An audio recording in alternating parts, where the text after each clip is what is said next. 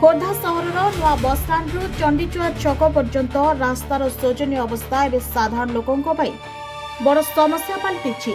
खोर्धा नयागढ़ जातीय राजपथ सह संयोग करथिबा एही व्यस्तबहुल रास्तार बड़ बड़ खाल सृष्टि होइथिबारु प्रतिदिन दुर्घटनार आशंका बढ़ी चली। प्रतिदिन शह शह बस, ट्रक, एम्बुलेंस, स्कूल बस और अन्य जानवाहन एही रास्ता दे चलाचल करुछि। निकटरे होइथिबा वर्षा परे रास्तार विभिन्न स्थान में सृष्टि होइथिबा खालरे पानी जमी रहुथिबारु चालक माने विपदर सम्मुखीन हेउछन्ति। भारी जानवाहन चक खालरे दबिजिबा सह छोट बड़ दुर्घटना मध्य घटुथिबा अभियोग हेउछि। पूर्वरु अस्थायी मरामती करा जाइतिले मध्य वर्षारे ताहा पुणी नष्ट हो जाइछि।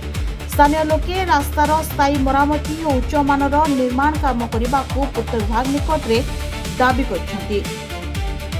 आपण माने समस्ते जानिचंती वर्तमान समय रे वर्षा समय आ वर्षा पूर्वरु ये रास्ता गुड़िक सब काम होइथिला, किंतु गोटे गोटे वर्षा रे ये पिचु गुड़ाक उठी जाउची। आपण माने निहाती जानिबा दरकार जे जो माने काम करूचंती से माने केते दूर भलो कार्य करूचंती एवं जो माने करौचंती से माने केते दूर कार्य को देखुचंती। आ मोर गोटे अभ्यास वर्षा जोरे हेले मुझे गाड़ी रे धरी गाड़ी रे बसिकी चारिआडे बुलबी खोर्धा सहर भितर टिके बुलबी खोर्धा सहर प्रत्येक रास्ता गली कंदी टिके नजर करी कौटी केते पानी रोची कौटी केते रास्ता खराब होईची। जोटी टिके खराब होईची सेठी अन्य मानकु प्रशासनिक क्षेत्र में कहीकि से कार्यक्रम करिबा पई तांकु टिके आमे सुपारिश करू। ए सब कार्यक्रम आमे दीर्घ वर्ष धरिकी करूछु, एटा नुआ कथा नुहे। सेथिपाई एबे मु जेतेबेले घरु बाहरिकी आसीची देखिली टीएलसी रोड रे आपण माने देखुचंती ए खाल डिपो को नहीं कि देखुचंती।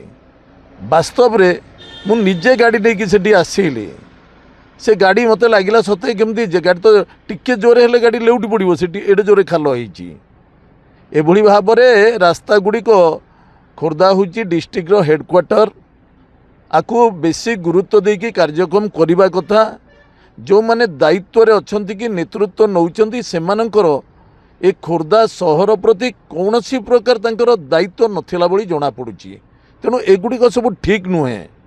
लोक माने देखंतु पूर्वरु को बळी भाबरे रास्ता घाट ठू आरंभ करी आपणकर ड्रेन देखंतु इना सबु जाक ड्रेन जाम चारिआडे खोर्धा सहर भितर पानी रे फुल होइकी रहिची।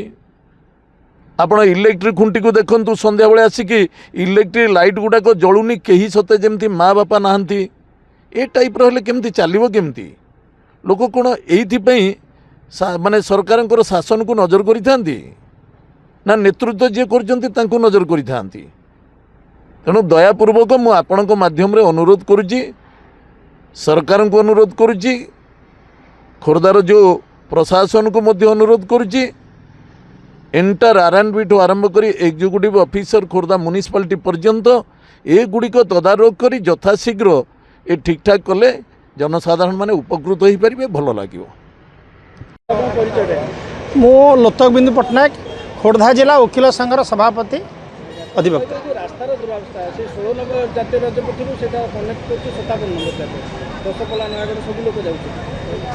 रास्ता बहुत असुविधा है।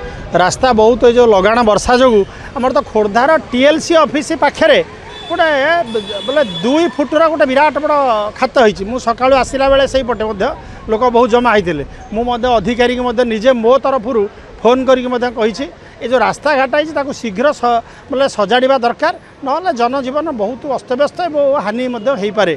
तेणु आम खोर्धावासी तरफ मो वकिल संघर सभापति हिसाब से कहूँ जे यथाशीघ्र केमिति सभा केमिति तार पुनरुद्धार करने दरकार और केमिति सज करने दरकार, रास्ता को मरामती करने दरकार, तार आवश्यकता बहुत अच्छी।